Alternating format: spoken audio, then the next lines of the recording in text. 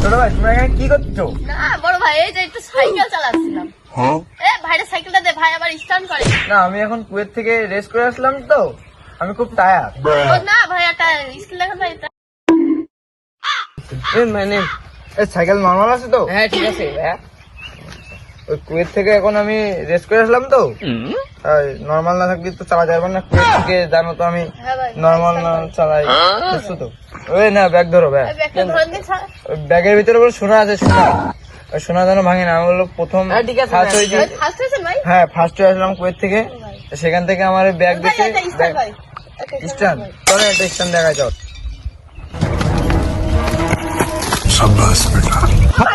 Bye bye tata. এই ভাই কিছু ভাই কিছু এই সমস্যা তো ভাই। না ভাই সেরকম একটা সমস্যা হয়নি।